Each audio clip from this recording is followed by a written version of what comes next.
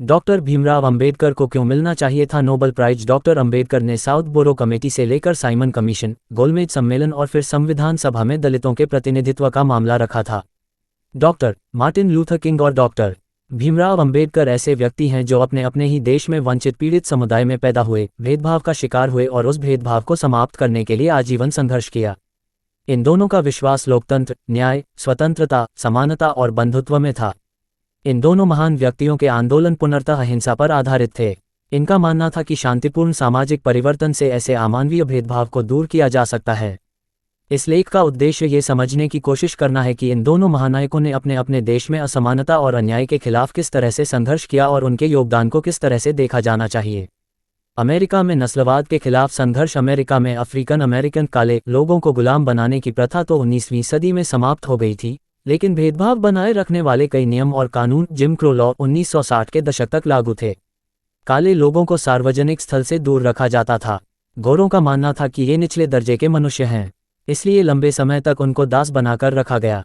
तत्कालीन राष्ट्रपति Abraham Lincoln ने अमेरिकी गृह युद्ध के बाद 1865 में ही दास प्रथा का कानूनी रूप से अंत कर दिया था, लेकिन भेदभाव वाले कानूनों के कारण काले लोग अलगाव का शिकार बनते रहे। मार्टिन लूथर किंग काले लोगों को समानता का अधिकार दिलाने के आंदोलन से 1950 के दशक में जुड़ गए। उन्होंने बताया कि सभी मनुष्य बराबर हैं, त्वचा के रंग के आधार पर भेदभाव अमानवीय है। उस समय कानून गोरों के पक्ष में थे। इसके खिलाफ एक बड़ा प्रतीकात्मक विद्रोह 1955 में रोजा पार्क्स ने किया। रोजा पार्क्स अफ्रीकन अमेरिकन महिला थी। अलाबामा राज्य के मोंटगोमरी में बस में गोरों के लिए आरक्षित सीट पर बैठ गई थी। उनको उस सीट से उठने को कहा गया।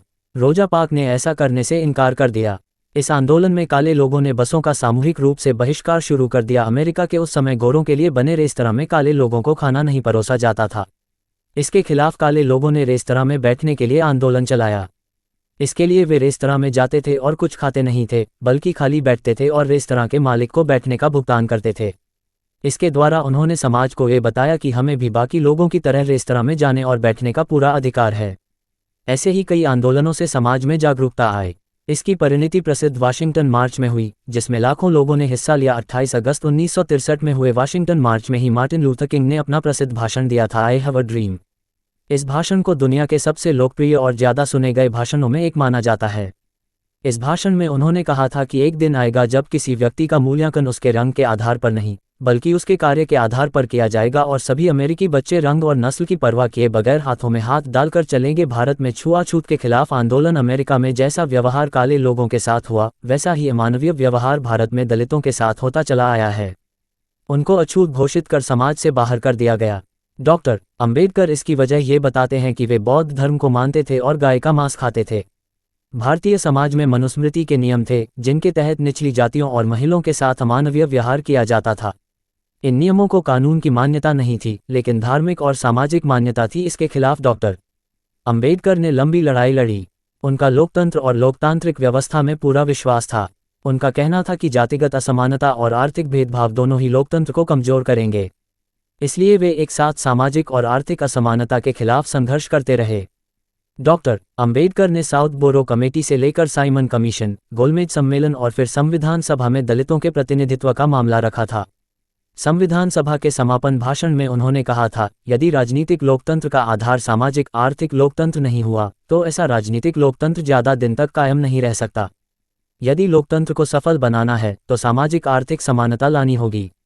स्वतंत्रता, समानता और बंधुत्व तीनों एक दूसरे से जुड़े हुए हैं, इनमें से किसी को अलग नहीं किया जा सकता। अश्वेत लोगों के आंदोलन और इनमें से किसी को अलग नहीं किया जा सकता। अश्वेत लोगों के आंदोलन और मार्टिन लूथर किंग के प्रयासों के बाद अब अमेरिका में कई क्षेत्रों में अफ्रीकन अमेरिकन समुदाय को जनसंख्या के मुताबिक प्रतिनिधित्व मिल गया है। बराक ओबामा अमेरिका के 2 बार राष्ट्रपति बन चुके हैं, लेकिन भारत में अब तक कोई दलित प्रधानमंत्री नहीं बना है।